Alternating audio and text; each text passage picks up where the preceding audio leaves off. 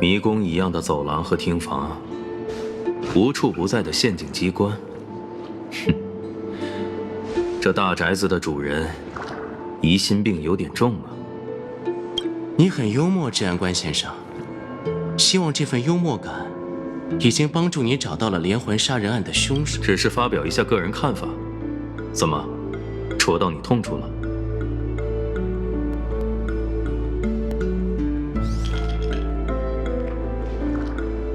加拉赫先生，我的耐心不多，消极怠工只会让我更加怀疑你与真凶有所牵连。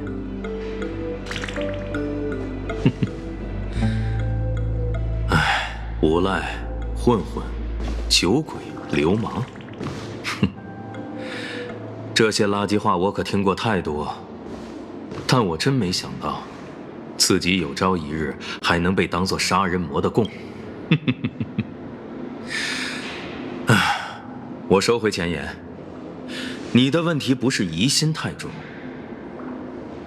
你是个疯子，懂吗？疯子。你们家族把我这条老狗的脊梁骨打断，拔了獠牙，现在又开始指控我杀人，混账！只有苏勒达喝多了的白痴才会对街边的流浪狗发神经。究竟是什么东西，让你在这不停地说疯话？比起我，你更应该去关心那群正在影视乐园闹的。用不着你提醒。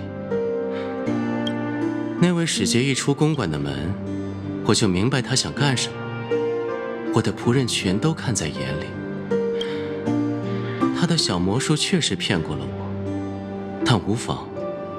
我非常乐意看见现在的局面。你以为我为什么会放他走，又是为了什么？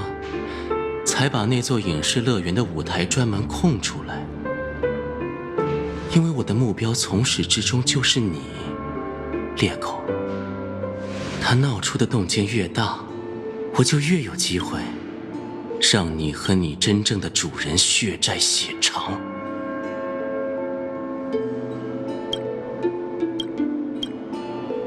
如果我真是凶手，你又何必这么遮遮掩掩？哼！我忘了，你也有个不好伺候的主子呢。他们叫你别管什么狗屁凶杀案，专心搞那些。